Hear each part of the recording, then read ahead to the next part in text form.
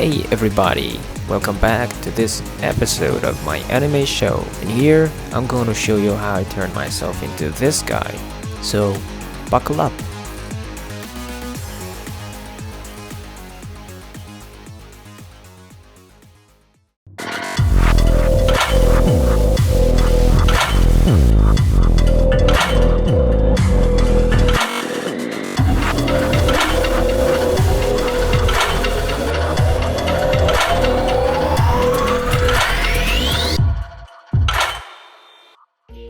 Well, stop right here. As you can see, I was holding a piece of wood, but immediately I replaced my hand.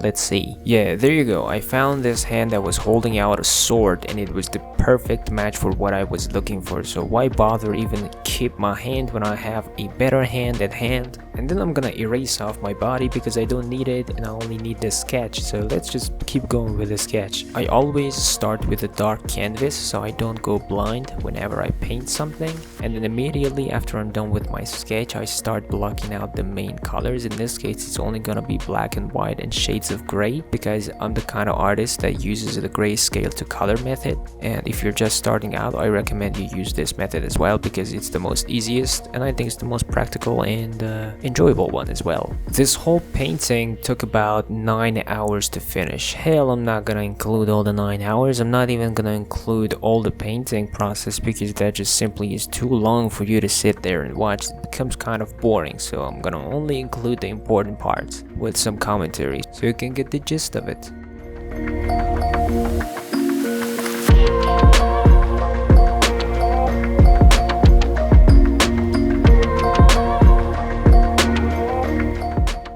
Yeah, at first I was going to keep that hand with the clothing because it was so perfect for the type of clothing that I was going for, but later I decided that I'm gonna paint it because I'm just simply going to paint everything, so I'm going to paint that clothing as well. Doesn't matter, I'm only going to keep the hand and the sword.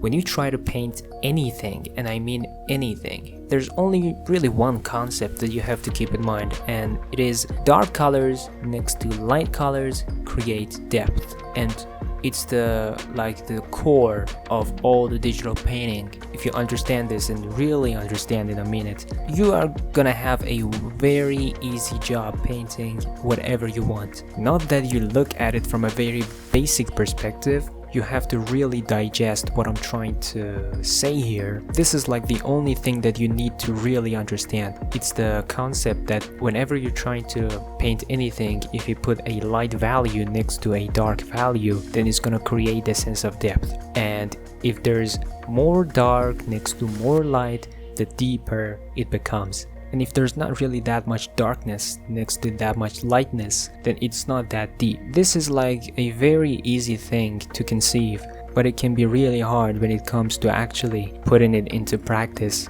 and practice what you preach. This is where the tricky part comes into play.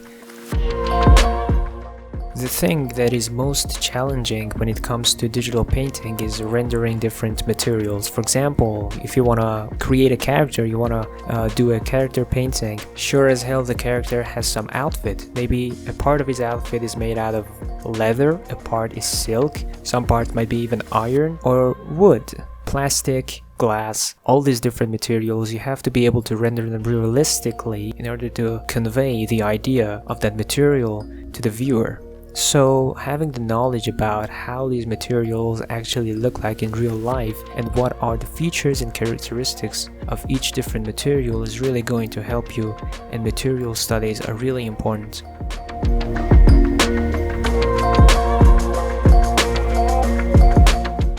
Whenever I'm trying to paint anything, I start with a very limited value range because it helps me focus on the whole picture instead of the little details. And I try to keep my value range very limited at the beginning because I'm trying to save the very extreme values for later on to refine and add details to my whole painting.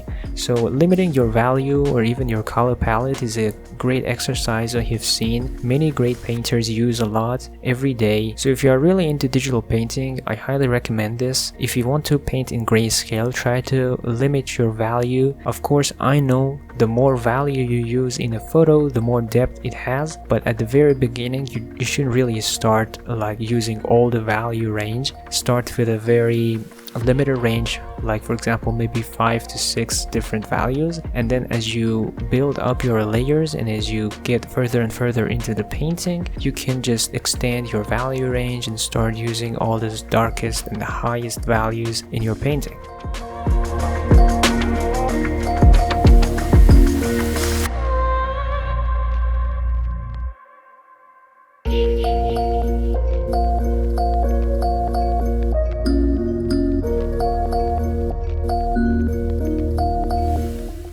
And do not be distracted by numbers. Trust your eyes. You are an artist and you should have really trained eyes in these cases. If you're gonna like say, hey, I use like a 50% gray over here, so I use that exact 50% gray over there, and I use 20% gray for this dark tone area, so I'm gonna have to use that 20% gray tone for that dark area. This is really something that's gonna mess you up. You don't really need to remember these numbers or just even write them down somewhere. Just trust your eyes. It should really be exact same thing. As long as it looks good to your eyes, that's all that matters. Because after all, whatever you create, it needs to look good, not right.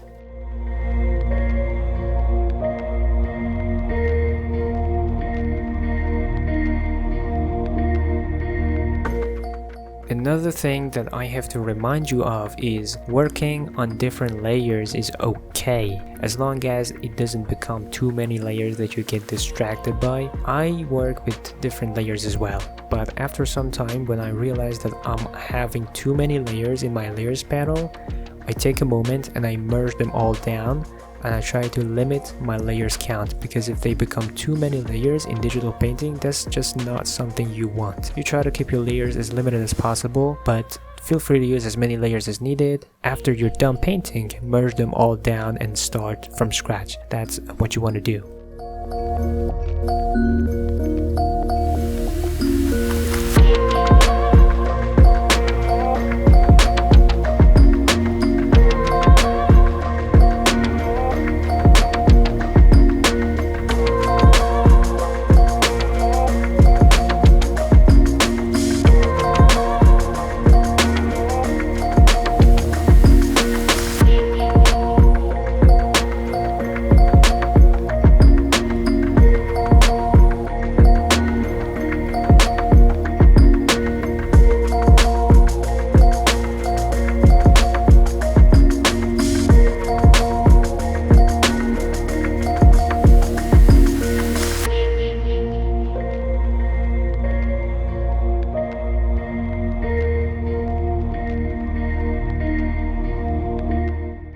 Yeah, so just right about here I brought in my second hand. It's just a 3D fist that I found, that I'm going to use it as my second hand. Later on it'll be covered by a bunch of fire and overlays, so I don't really care how it looks. I'm just going to keep it there so that I'm not like crippled. And here's the sword that I actually cut out of a photo. It was attached to the hand that I added in the beginning, and as I said, it's perfect, man. It's exactly what I wanted. It even looks like the sword from that guy in the anime.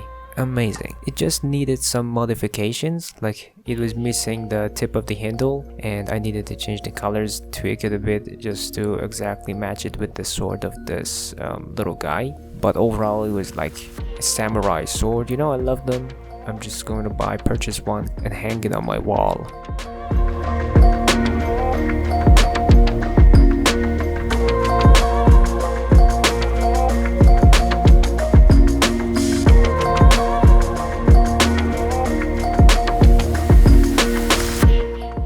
And yo, here's what we all been waiting for. It's the freaking hair. I admit it, this has been by far the most challenging hair I have painted. It's crazy, like, oh my god.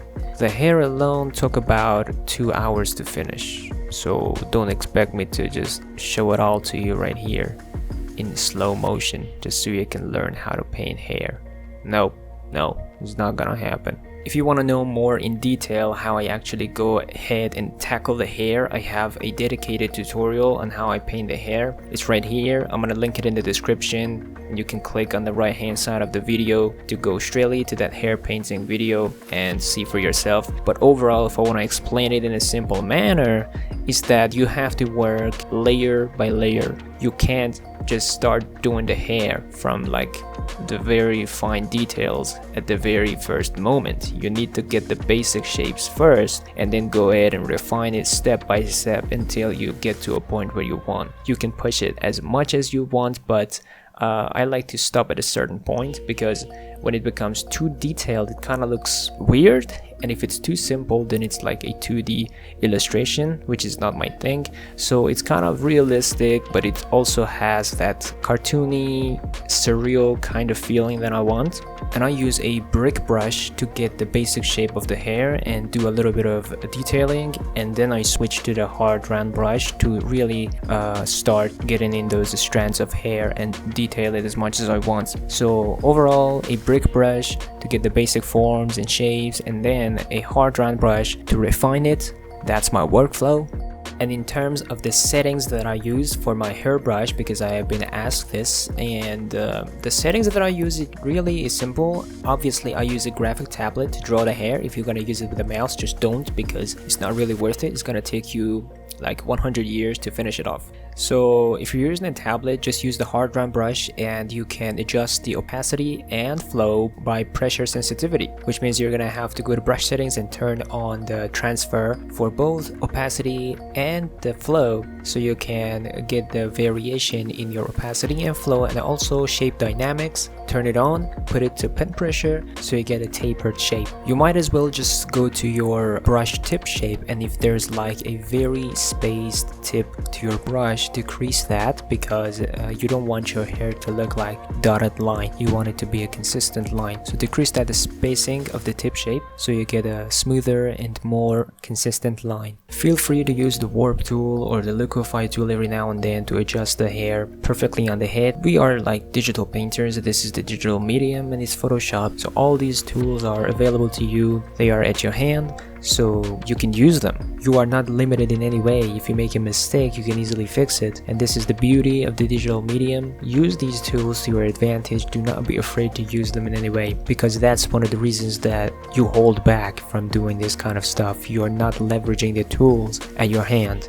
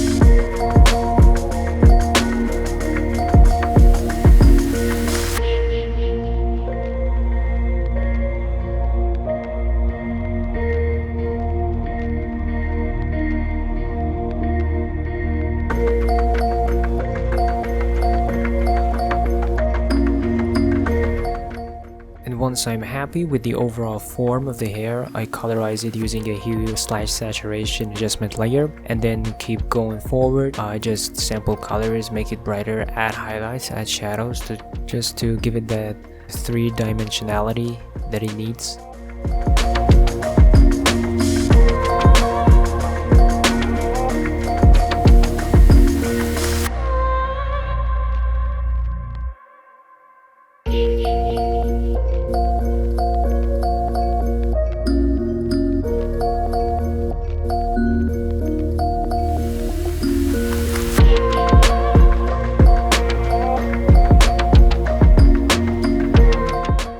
I love this guy's look, I love his dress, I love his hair, and I love his earrings.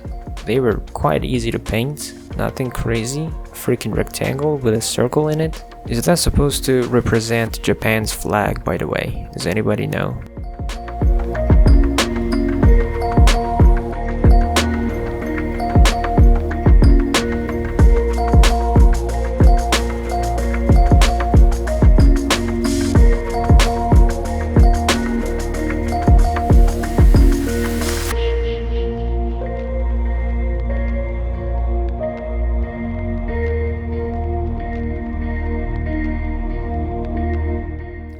You already know what I do to paint fire. If you don't know, you might as well watch my other tutorials because I have said it many times, not gonna say it again.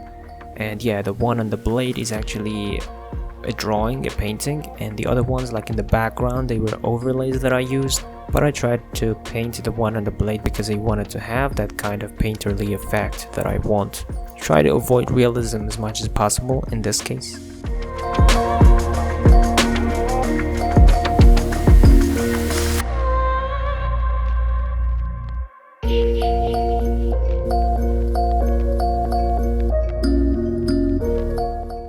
So instead of painting the buttons 4 times, I painted it once and duplicated it 4 times. Well, that's what you call work smart, not hard.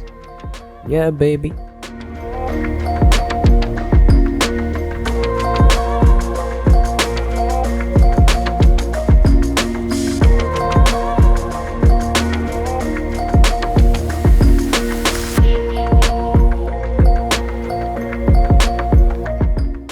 No need to say that I love painting highlights on everything due to the fact that after shadows they give the most depth and most definition to your paintings or to your photo manipulations or whatever.